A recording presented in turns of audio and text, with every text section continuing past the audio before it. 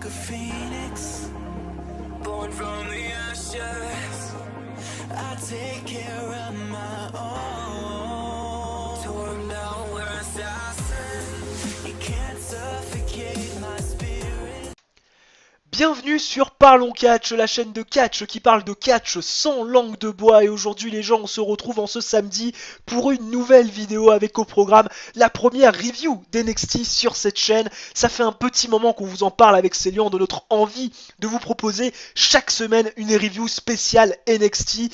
Et après avoir eu du mal à se capter, après avoir eu du mal à trouver un créneau horaire finalement pour parler d'NXT, parce qu'on a quand même une semaine de retard par rapport au moment où on aurait voulu lancer ce concept review du show jaune, on est enfin en place, on est enfin frais et dispo pour vous parler de ce show géré par Triple H et William Regal. Et dans la mesure où on aurait dû vous proposer une review d'NXT la semaine passée, et bien dans cette première review du show jaune, on va pas vous proposer une review d'un seul, mais de deux shows, celui de la semaine dernière et celui donc de cette semaine. Mon petit Célian, comment vas-tu en ce début de week-end pour cette première ?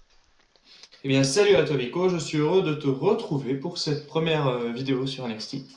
Eh ben écoute, moi aussi, c'est vrai que je suis assez excité, je vous le cache pas, parce que c'est vrai que je me suis un petit peu mis à la page d'NXT ces derniers jours pour essayer de rattraper mon retard et essayer de comprendre un petit peu les diverses rivalités en place du côté d'NXT, parce que c'est vrai que, je vais pas vous le cacher, je regarde beaucoup plus Raw et SmackDown qu'NXT, c'est vrai qu'il y a énormément de contenu, c'est difficile de toujours tout regarder, mais voilà, c'est un beau challenge de faire ces reviews d'NXT avec Célian chaque semaine, et moi finalement ça me botte un petit peu le cul pour regarder ce show qui est vraiment juste excellent du début à la fin. Et écoute, mon petit Célian, si tout le monde est prêt, si tu es prêt, on va pouvoir rentrer dans le vif du sujet et donc s'intéresser au show déjà de la semaine dernière. Mais avant toute chose, bien évidemment, n'oubliez pas de nous ajouter sur les divers réseaux sociaux, Twitter et Instagram, nos comptes perso et notre compte pro, bien évidemment, @parloncatchslb sur Twitter pour ne rien manquer de l'actualité de la chaîne. Et n'hésitez pas également à vous abonner et à activer la petite cloche pour ne rater aucune notification si YouTube fait bien son travail. Désormais, vous allez découvrir l'image réalisée par Pierre. La voici, la voilà pour cette image spéciale NXT. Mon petit Célian, il l'a déjà découvert en avant-première, il y a quelques minutes, finalement juste avant de tourner l'enregistrement.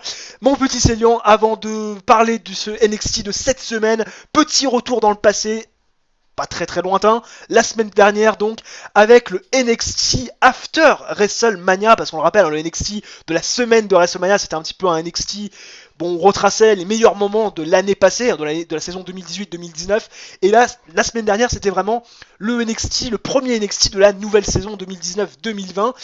On va donc s'attarder quelques minutes dessus, parce que c'est quand même un petit peu important. Un show jaune, grosso merdo, on en a parlé il y a quelques minutes, juste avant de prendre l'antenne, mon petit Célian. Un show jaune la semaine dernière vraiment de très bonne qualité, notamment la première partie avec un match Velvet Dream Buddy Murphy pour le championnat nord-américain, une promo entre Johnny Gargano et l'Undisputed Era. Bon, après derrière la deuxième partie est un peu plus faible avec, si je dis pas de bêtises, Jadjokovic, je sais pas si je le prononce bien ce nom, Jadjokovic qui a fait face à un jobber, je me rappelle même plus du nom.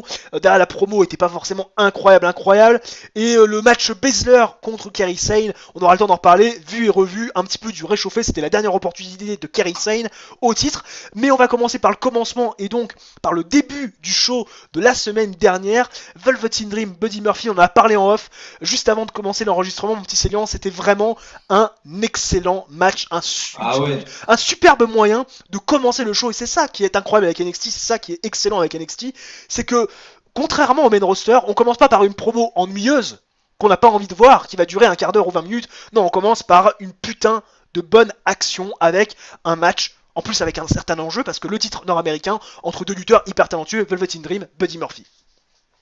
Ouais, c'était un régal, je vais pas y aller par quatre chemins. De toute façon, quand on a Velvet Dream, Buddy Murphy à NXT, difficile de s'attendre à un match qui ne va pas être excellent, donc bon, on n'a pas été déçus. J'ai pas grand chose à dire à chaque fois. Je pense que quand on fera des reviews de TakeOver, ce sera pareil. Je vais juste être élogieux et kiffer parce que c'est ce qu'NXT nous propose et c'est ce qu'on a eu là. Je veux dire, c'était juste génial. Voilà, match de même pas presque 15 minutes. Est-ce qu'ils ont réussi à nous livrer en 15 minutes? Moi je dis chapeau.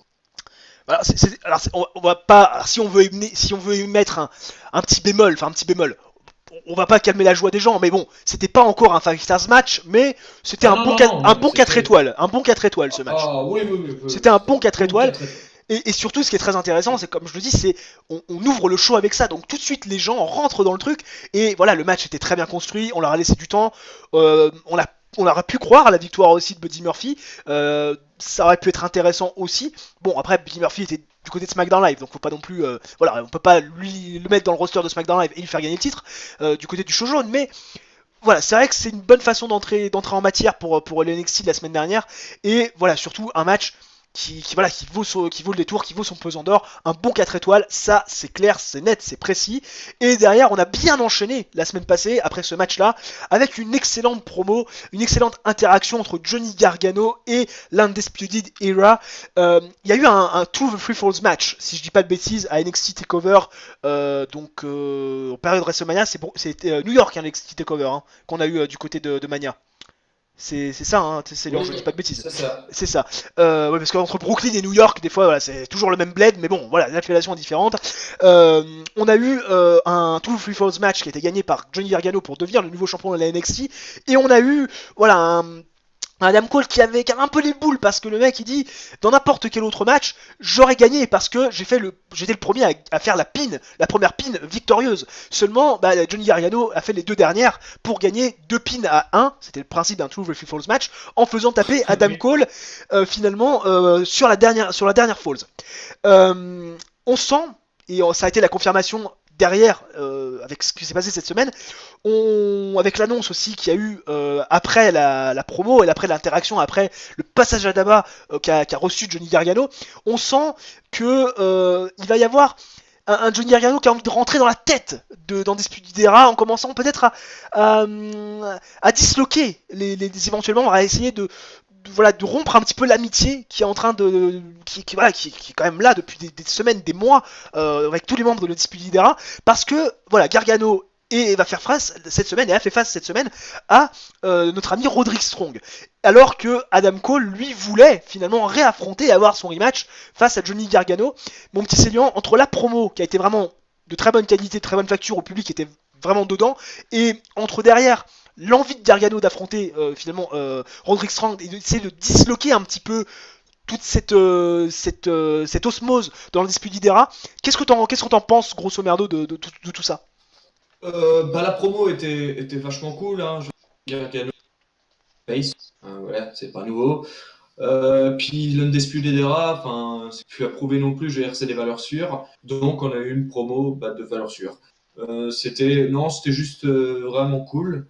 Après, ça me dérange un petit peu, effectivement, le fait qu'il y ait Johnny Gargano qui entreprenne cette action-là, parce que si on commence à nous vanter la séparation de l'Undisputed Era, je vais être le premier à cracher sur ça, parce que je veux que l'Undisputed Era arrive à 4 au main roster. C'est-à-dire que je pense que l'Undisputed Era, et c'est pas je pense, c'est pour moi, c'est déjà une des meilleures factions de tous les temps. Je ne lâche pas mes mots. Donc j'ai envie de voir ce qu'ils peuvent faire ensemble dans le main roster, et j'ai pas forcément envie de les voir se séparer en fait. Alors, moi c'est vrai que d'un point de vue storyline, je trouve que ça pourrait être intéressant. Mais d'un autre côté, est-ce qu'ils n'ont pas plus de chances de réussir non plus s'ils restent à 4 et donc regroupés avec cette faction de l'Undisputed Era quand ils arrivent dans le main roster? Parce pour que les 3 autres, si, parce que même si, ils sont, pour moi, ils sont tous, les 4 sont hyper talentueux. C'est-à-dire qu'Adam Cole, c'est le charisme. Et le micro, mais enfin Bobby Fish, c'est pas mauvais non plus. Enfin, Bobby Fish et Roderick Strong, en fait, ils sont tous excellents, parce que je trouve que Kyle O'Reilly est très bon dans ce qu'il fait. Quand il arrive en faisant la guitare, le mec est totalement déjanté. J'aime tous les mecs de l'Undisputed Era, quoi. Donc, mais si on se réfère au moule du main roster, c'est vrai que les 3 autres, en dehors d'Adam Cole, ne rentreraient peut-être pas forcément dans le moule du main roster. Donc t'aurais peur pour les 3 autres en fait. Mais exactement, je te rejoins complètement. Mais moi, d'un point de vue storyline, d'un côté, j'aimerais bien voir l'Undisputed Era peut-être se disloquer, mais d'un autre côté, en vue de leur potentiel arrivée dans le main roster, dans les mois qui vont arriver, j'imagine, c'est vrai que ça serait pas une bonne chose. Donc à voir ce que la WWE et surtout Triple H va décider. Parce que c'est Triple H qui est quand même aux manettes du côté d'NXT. Après donc c'est tout ce qui s'est passé la semaine dernière et c'est vraiment cette première partie de show de la semaine passée du côté d'NXT qui était vraiment de très bonne facture. On a fini, on a ensuite enchaîné sur quelque chose d'un petit peu moins sympathique. La deuxième partie était un peu moins bonne. Djokovic, je sais même pas si je prononce bien son nom, qui a fait face à un jobber, qui a gagné en 1 minute. Je sais pas si on a grand chose à dire là-dessus. Est-ce que le mec va avoir des plans concrets? C'est vrai que ça fait un petit moment, je l'avais déjà vu en action il y a déjà quelques mois faire face à des jobbers. Il est toujours à peu près au même point. Je vois pas trop, voilà ce qu'on attend de ce mec-là. Et la fin avec le match Baszler contre Kairi Sane. Énième match, j'ai l'impression d'avoir vu ce match 3 milliards de fois. Vraiment, pour le coup, j'ai l'impression d'avoir vu ce match 3 milliards de fois. Le problème en plus, c'est que c'était le. On va y revenir après, mais c'était le moins bon match qu'elles ont eu ensemble. Donc, déjà que je trouvais que les matchs entre les deux étaient pas excellents. Là, je trouvais que c'était. Alors, là, celui-là. Après, t'es pas fan de Shayna Baszler, moi pas du tout. je trouve.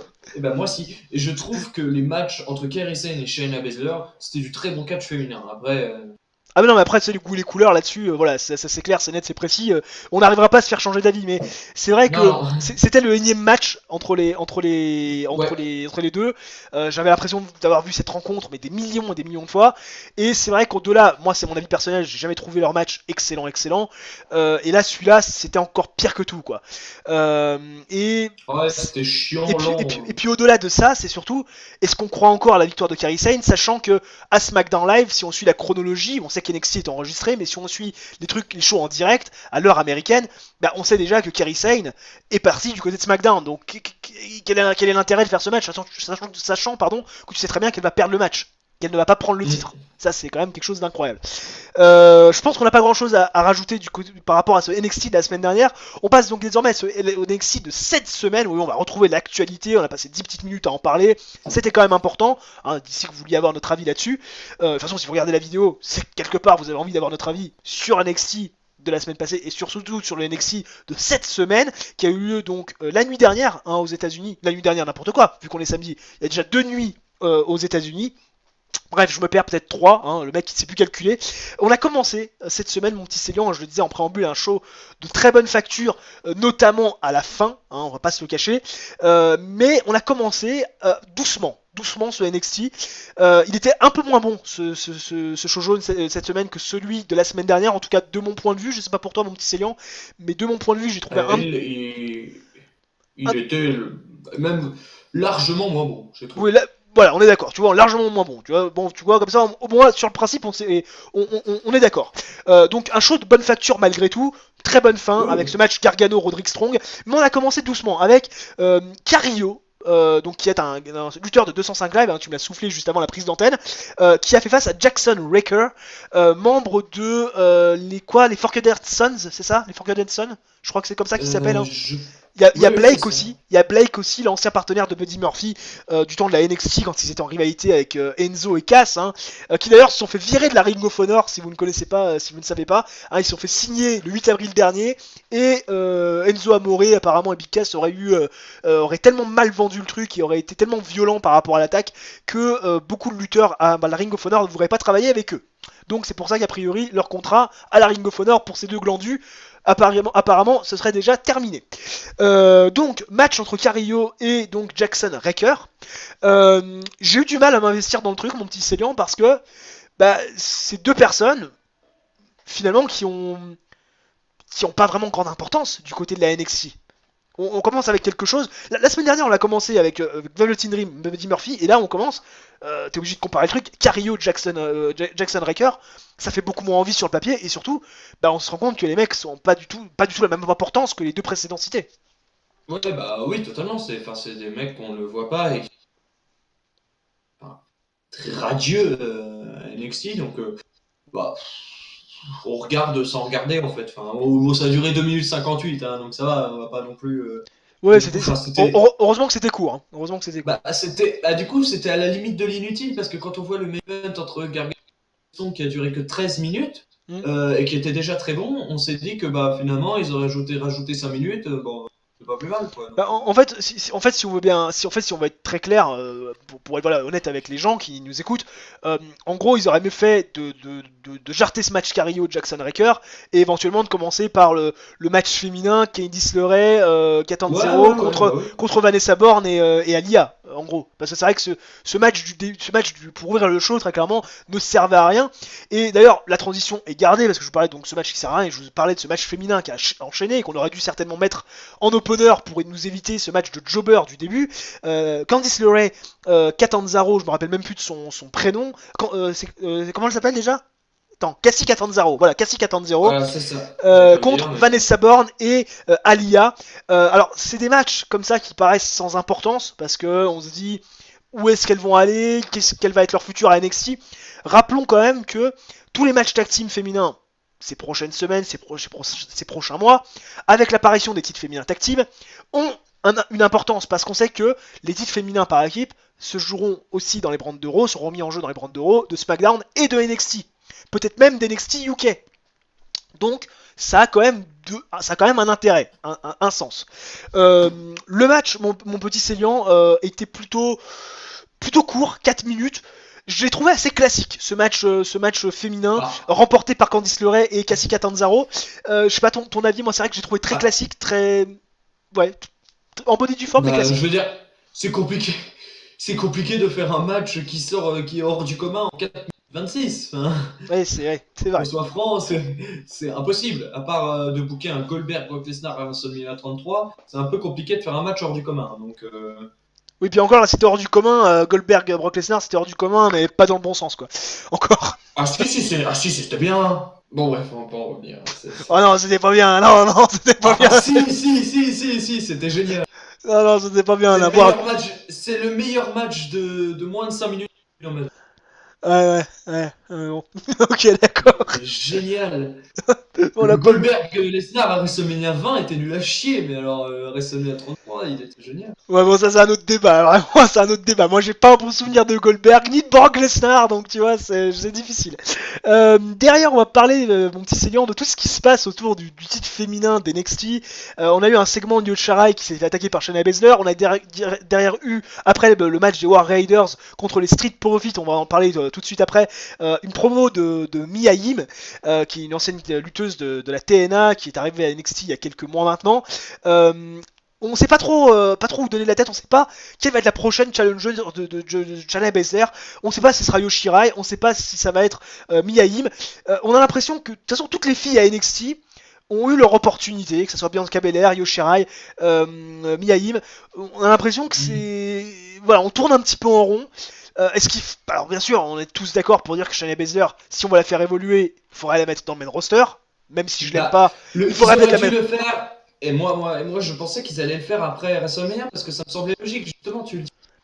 Les challengers sont un peu tournés, donc là, ça aurait rafraîchi. Et en fait, toujours Shayna Baszler championne, donc c'est un peu chelou. Oui, c'est chelou, c'est pas très intéressant.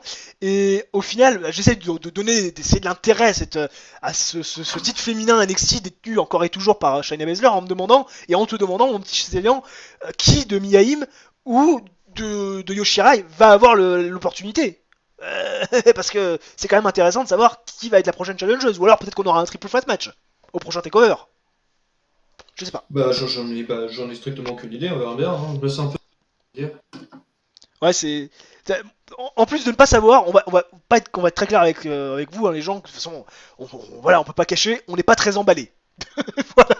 Non, pas spécialement. C'est pas spécialement emballant, hein. C'est pas spécialement emballant l'histoire.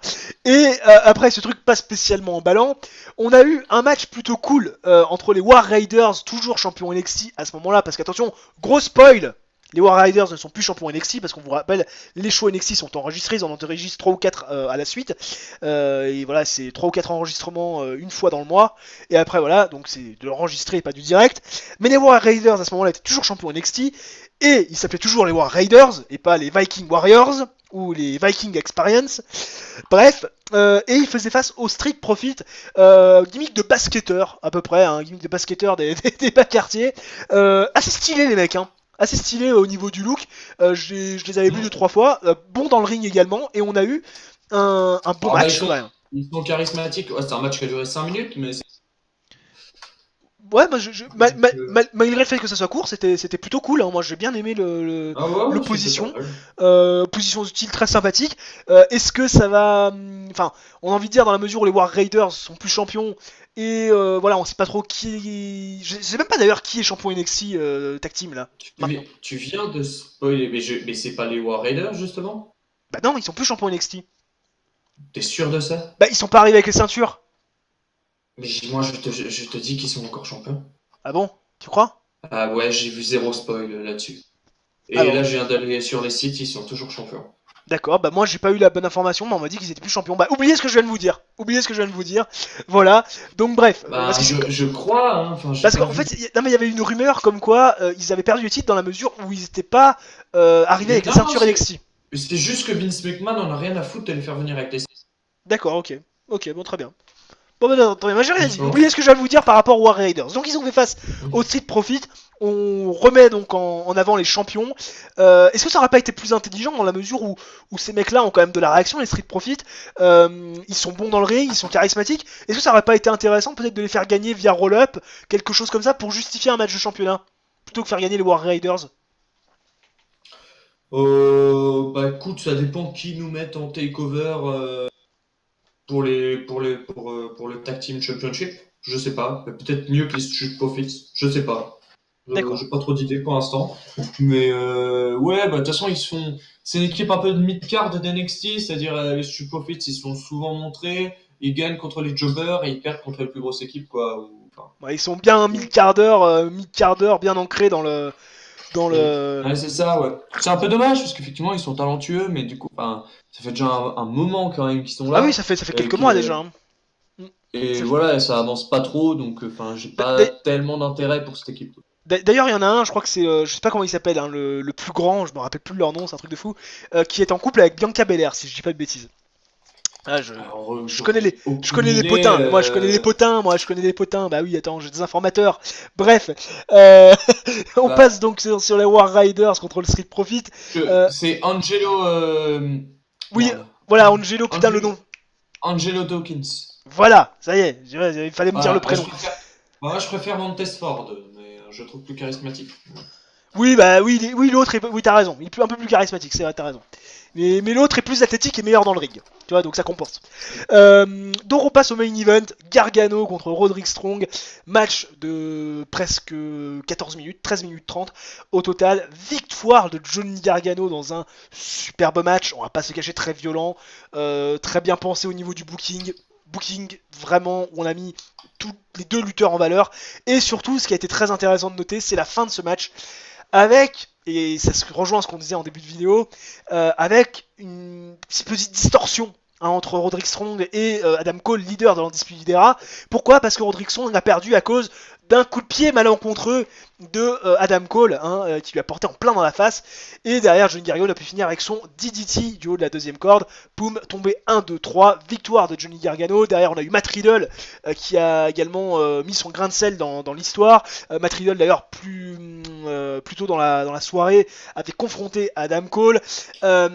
Ton avis, hein, sur tout ce qui se trame autour du match, tout ce qui se trame autour de peut-être de cette dislocation de l'Undisputed Era et de Matt Riddle, qui est là en électron libre, peut-être futur adversaire d'un Adam Cole dans le prochain takeover. Pourquoi pas? Ça pourrait être intéressant. Ouais, j'espère qu'il va pas aller pour le titre. Je l'adore, hein, attention, mais je trouve que c'est un peu tôt. Hein, encore, faut prendre son temps. Ah bah non, Moi, mais j'aime là, beaucoup. oui, Hein. Matt Riddle, oui, faut encore prendre le temps. Oui, il a peut-être pas encore le level pour être champion non plus. Hein. Faut peut-être. Ouais. Peut-être, mais enfin, je l'aime, j'adore Matt Riddle quand même. Hein. Tout de Ah suite, oui, j'ai il est été bon. conquis. Ouais, Mais t'as l'impression qu'il a fumé un gros pet avant de rentrer. Mais... exactement. Sinon, j'en ai déjà parlé du coup. Ça me branche pas tellement. Et puis ouais, le match était bon. Hein, vraiment, c'est du solide là. Hein. Enfin, on le sait, hein, Gargano, Roderick Strong, encore une fois. C'est comme quand t'avais le Velveteen Dream, Buddy Murphy. Enfin, y a pas trop de surprise sur le fait que ce soit un bon match. Quoi.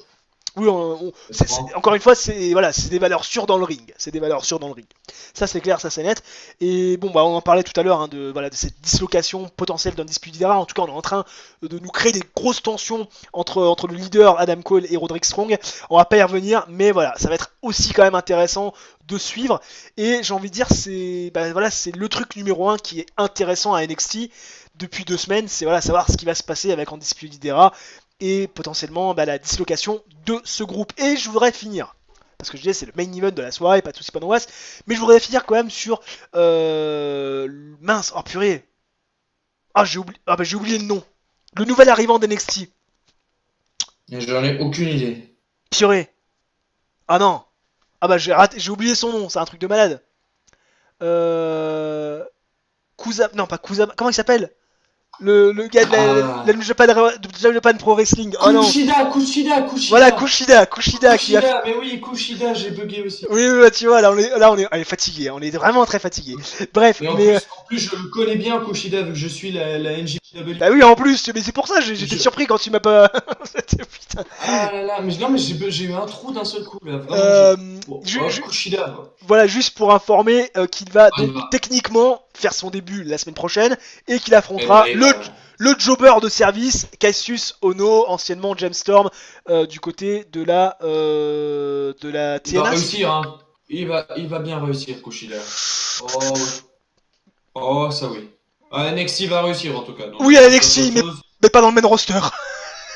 Non, Nakamura était un demi-échec compliqué parce que Kushida est aussi bon dans un ring que Nakamura. Le mec, tu verras, il est ouf. Après... Par contre, il est un peu moins charismatique. Ah oui, non mais il est beaucoup moins charismatique. Il est beaucoup moins charismatique. C'est pour ça que j'ai un peu peur pour lui. Hein. À NXT, ça va. Et encore, on verra bien comment il manie l'anglais. Apparemment, de ce que j'ai compris, il manie pas trop mal l'anglais, mais on verra bien. On va pas non plus tirer le point. Il va surtout cartonner parce qu'il a une tenue de ring, il a eu... à la New Japan, il avait une entrée stylée, en tout cas très stylée. Disons qu'il a une gimmick un peu moins ridicule que Yoshirai ou Kairi Sane, quoi. Hein, donc je pense qu'il peut cartonner à NXT. Moi, c'est un catcheur que j'aime beaucoup. Ah bah il peut être champion secondaire, peut-être challenger numéro 1 pour un titre à NXT. J'ai du mal à le voir champion du monde, enfin champion à NXT, vraiment champion principal à NXT. Aussi, mais on verra peut-être après. Hein. Est-ce que les gens voyaient il a débarqué quand il perdait à chaque takeover et qu'il était même plus être champion NXT? Non, et bon, il l'a été. Donc. Oui, mais ça a mis du temps. Ah oui, ça a mis du temps, mais... Ça a mis pas loin de 2 ans, quoi. Peut-être plus même, que dis-je. Enfin bref, voilà donc pour la dernière information par rapport au prochain arrivant, Kushida arrivant à NXT la semaine prochaine. Merci donc à tous et à toutes de nous avoir suivis. N'hésitez pas à mettre un j'aime si la vidéo vous a plu, à commenter si vous le souhaitez, à partager bien évidemment, et puis à vous abonner aussi parce que c'est le plus important, à nous suivre sur les divers réseaux sociaux comme je l'ai dit en début de vidéo. Et sur ce, les fans de catch, on se retrouve très très rapidement, c'est-à-dire la semaine prochaine pour la review de Monday Night Raw. Ciao, bye bye, et donc à la semaine pro.